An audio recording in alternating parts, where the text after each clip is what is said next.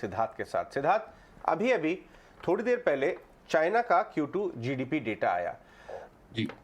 और बहुत ही ज़्यादा वीक डेटा आया। हालांकि इसमें कोई सरप्राइज नहीं है, हमें सबको पता है कि चाइना बहुत अलग अलग रीजंस की वजह से, कारणों से इस समय कमज़ोर है अपने इकोनॉमी को। हालांकि वो संभालने की कोशिश कर रहा है, लेकिन मैन्युफैक्चरिंग स्लो डाउन है, कोविड से बहुत इम्पैक्ट पड़ा, जो भी रीजंस हो, लेकिन इंडस्ट्रियल आउटपुट गिर रहा है, वहाँ की ग्रोथ स्लो डाउन हो रही है। अब मेटल स्टॉक्स के ऊपर मैं आपका राय जानना चाहूँगा। अभी मैं डेटा देख रहा था कि डोमेस्टिक म्यूचुअल फंड ने मेटल सेक्टर में अपना वेट 26 महीने के सबसे लोएस्ट लेवल पे कर दिया है। लगातार बिकवाली हो रही है, अब वो 2.6% हो गया है। ये जो डेटा मैंने आपसे शेयर किया, इसको ज़रा चाइना जीडीपी से जोड़ के बताएं, क्या ये फॉल में मेटल से दूर रहना चाहिए? क्या उनको एक टैक्टिकल रिबाउंड के लिए खेलना चाहिए? क्योंकि भाव नीचे आ रहे हैं और सबके मन में उत्सुकता है कि भाई 450 वाला वेदांता 200 हो गया, क्या हम अटेम्प्ट करें? 1400 वाला टाटा स्टील 860 के रिबाउंड आया, क्या हम अटेम्प्ट करें? ज़रा इसकी अपनी राय दें। जी अजय, अगर आप मेटल्स की बात करें तो ये एक कमोडिटीज क्षेत्र में से एक सिक्लिकल सेक्टर होता है। अगर आप इसे प्ले करना चाहते हैं फंडामेंटली, अगर लॉन्ग टर्म, तो इसका साइकिल समझना बहुत जरूरी है। और ये ग्लोबल कमोडिटी है, इसके ग्लोबल डिमांड डायनामिक्स में चाइना एक बहुत बड़ा फैक्टर है। और आपने सही हाईलाइट किया कि चाइना जीडीपी जो एक्सपेक्टेड था कि वीक रहेगा और वो वीक आया है, तो इसका आगे जाके क्या एक्सपेक्टेशन हो सकता है? सो डिमांड जो है चाइना से मेटल्स के लिए, कमोडिटीज के लिए, इस पे इम्पैक्ट डेफिनेटली आएगा। और वो कहीं कुछ हद तक हमने जो ओवरऑल प्राइसेस, जो कमोडिटी प्राइसेस में देखा है, वो डिमांड एक्सपेक्टेशन को लेकर ही गिरा है। और उसको लेकर जो अगर आप साइकिल की बात करें, तो अगर मैं फंडामेंटली देखूं, तो जो मेटल स्टॉक्स या कंपनीज हमारे कवरेज में हैं, उनके जो अर्निंग्स एक्सपेक्टेशन है, जहां पे हम इस क्वार्टर में 20 से 21% अर्निंग रेवेन्यू ग्रोथ एक्सपेक्ट कर रहे हैं, वहीं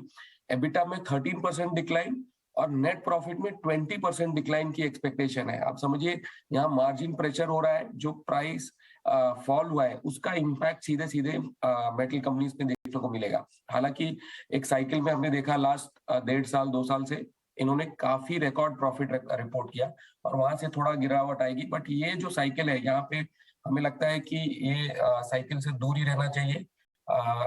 यूएस में रिसेशन की बात चल रही है, चाइना में इकोनॉमिक ग्रोथ पे स्लो डाउन है। तो ये जो दो बड़े रीजन्स हैं, इसका अगर इम्पैक्ट अगर अगर मतलब शॉर्ट टर्म ट्रेडिंग में थोड़ा बहुत जो सेक्टर रोटेशन है या शॉर्ट टर्म बाउंस देखने को देखा जा सकता है, बट एक फंडामेंटली अगर आप मुझे पूछे कि लॉन्ग टर्म इन्वेस्टमेंट में, तो मुझे लगता है कि यहाँ पे हम मेटल्स में क्लियरली अंडरवेट रहेंगे। एंड इसे निवेशकों को यहाँ पे कोई भी अगर बाउंस आता है तो वहां पे एग्जिट अपॉर्चुनिटी मिलेगा मेटल्स में। ये साइकिल में अब थोड़ा प्रेशर में ही रहेगा। प्रेशर आप इस स्पेस पर अभी भी फर्दर देख रहे हैं, लेकिन अगर सिद्धार्थ यहाँ से अर्निंग्स के ट्रिगर से किसी को स्टॉक्स चूज करने हो तो क्या एक रैशनल रह सकता है? क्योंकि कल हम एक ये भी थीम देख रहे थे, जितने भी हाई डिविडेंड यील्ड स्टॉक्स हैं, लाइक कोल इंडिया हो, पावर ग्रिड हो, दूसरे रीजंस भी इनके चलने के, लेकिन उनमें भी अच्छी मूवमेंट थी। तो क्या बाजार ऐसे स्टॉक्स को ज्यादा रिवॉर्ड करेगा जहां आपको स्टेबल अर्निंग दिख रही हो, या डिविडेंड का ट्रिगर हो, या फिर एक अर्निंग विजिबिलिटी दिखती हो? क्या व्यू रहेगा आपका इस पे? जी प्रियंका, बिल्कुल, हम तो यही मान के चलते हैं कि मार्केट में सबसे जो सुप्रीम है वो अर्निंग्स है, और अर्निंग्स जहां दिखती है मार्केट वहीं सलामी देती है। तो अगर आप देखें, एक स्पेस है कंज्यूमर स्पेस, जो एफएमसीजी स्पेस है, जहां कुछ टाइम से थोड़ा सा प्रेशर देखने को मिला है इन्फ्लेशन की वजह से, डिमांड एनवायरनमेंट की वजह से। बट वहां हमें लगता है कि यहाँ पे अर्निंग्स थोड़ा सा रिकवरी होगी। रॉ मटेरियल प्राइसेस स्पेसिफिकली अगर आप बात करें, जैसे पाम ऑयल प्राइसेस मार्च के हाई से 40% डाउन है, wheat, sugar prices globally correct हुए हैं, और क्रूड ऑयल भी अपने हाई से करेक्ट हुआ है। तो ये इसका बेनिफिट जो है रॉ मटेरियल पे, थोड़ा सा इन्होंने प्राइस हाइक ऑलरेडी लिया है।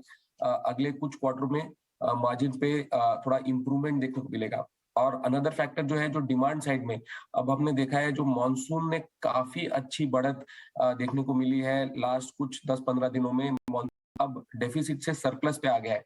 तो ये रूरल फार्म सेक्टर पे डिमांड का भी एक पॉजिटिव फैक्टर कंज्यूमर स्पेस में देखा जा सकता है।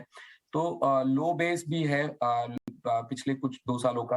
तो ओवरऑल एक्सपेक्टेशन कंज्यूमर स्पेस में हमारा जो एफएमसीजी स्पेस है वहां पे नेट प्रॉफिट ग्रोथ 25-30% का ये क्वार्टर में है। तो ये एक स्पेस है जहां थोड़ा अंडर ओन्ड है, स्टॉक करेक्टेड हुए हैं, यहाँ पे थोड़ा इंटरेस्ट आप देख सकते हैं HUL, ITC ऐसे स्टॉक्स में।